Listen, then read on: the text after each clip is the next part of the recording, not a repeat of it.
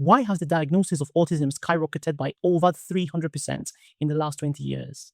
Studies have shown that acetaminophen, commonly sold as Tylenol or Paracetamol, is linked to autism when taken by pregnant women. Some other studies say there is no connection at all.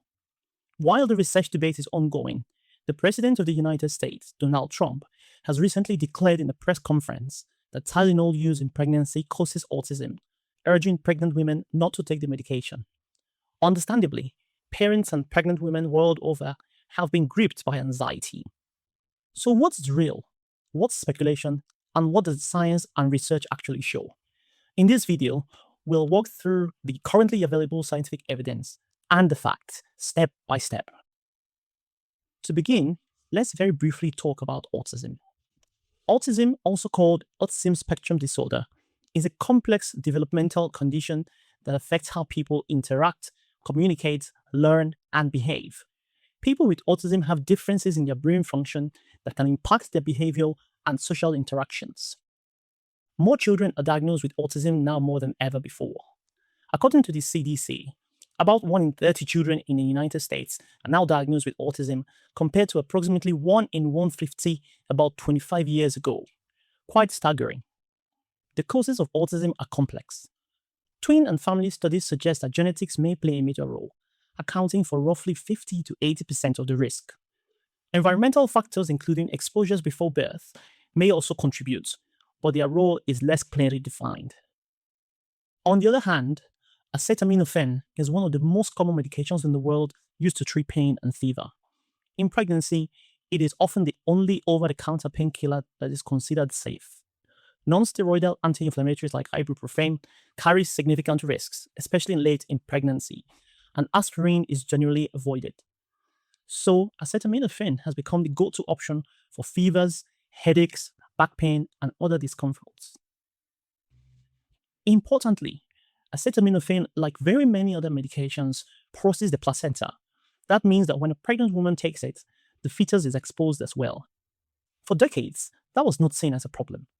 But in the last 15 years, some researchers started asking questions whether that exposure could influence brain development. So, what evidence supports this concern? Several large observational studies have reported associations between maternal acetaminophen use and later diagnosis of autism in children. For example, a 2016 Danish study followed over 64,000 children and found that prolonged use of acetaminophen during pregnancy was associated with a slightly increased risk of autism and ADHD-like behaviors. ADHD stands for Attention Deficit Hyperactivity Disorder.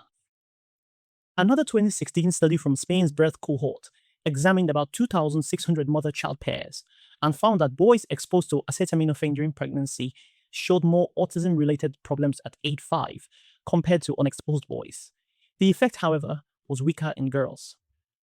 In August 2025, a study led by the School of Medicine at Mount Sinai conducted a systematic review of 46 studies to assess whether prenatal acetaminophen exposure was associated with neurodevelopmental disorders, including autism spectrum disorder and ADHD. The authors found that 27 studies reported positive associations, 9 showed no significant link, and 4 suggested possible protective effects.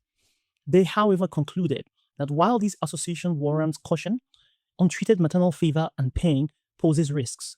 They thus recommended judicious acetaminophen use at the lowest effective dose for the shortest duration and under medical guidance tailored to individual risk-benefit assessments. At first glance, this sounds worrisome, but we need to think critically about what these studies actually show. These are largely observational studies, and they are prone to confounding factors. These are factors or variables that can influence both the exposure and the outcome. Therefore, just because two things are linked does not mean one causes the other. For example, women who take acetaminophen during pregnancy often do so because they are sick or have a fever, and fever itself has been linked to changes in fetal development. So, is it the medication or the underlying illness? This is called confounding by indication. That is, the reason for taking the drug may be the real risk factor. Another factor is recall bias. Many studies relied on mothers remembering what medications they took months or years earlier. People forget, and errors in recall can distort associations. To address these concerns, researchers turned to sibling comparison studies. These are more powerful because they control for genetic and environmental factors shared within families. In 2024, a massive study from Sweden followed 2.5 million children over a 26-year period. They found no increased risk of autism, ADHD, or intellectual disability when comparing siblings, one exposed to acetaminophen in the womb, the other not exposed. The association seen in earlier studies disappeared when these factors were controlled. A similar high-quality study from Japan, published in September 2025, involving more than 200,000 children, found no link between paracetamol use in pregnancy and autism when comparing siblings. So why does this leave us? Major health organizations have responded cautiously.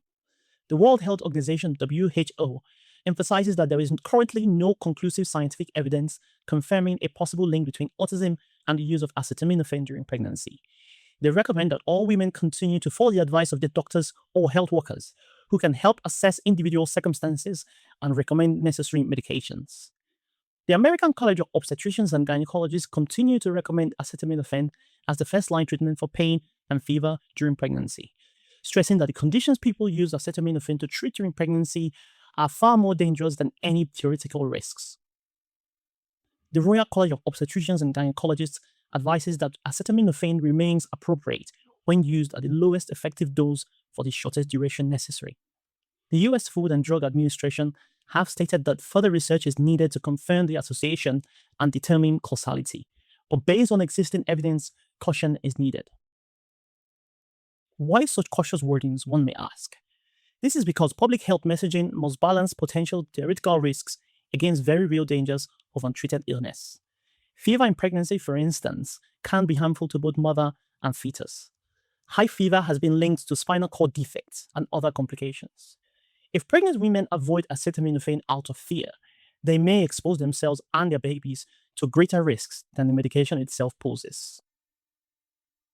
To recap the available evidence, some observational studies report a weak association between prenatal acetaminophen use and autism. Stronger studies, especially sibling comparison designs, do not support a causal link. Confounding factors like fever, illness, and genetics may explain earlier findings. Health authorities continue to recommend acetaminophen when clinically indicated. So my final thoughts are, the question of whether acetaminophen causes autism is still being studied. But based on current evidence, there is no confirmed causal link. If you're pregnant and considering medication, the best advice is to speak with your healthcare provider. They can help weigh the risks and benefits based on your specific situation. Science evolves. New studies may add clarity. But for now, the consensus is acetaminophen, also known as Tylenol or paracetamol, is safe when used responsibly. Thank you so much for watching. Kindly drop your thoughts in the comment section and share with anyone whom you think might find this useful. See you in my next video.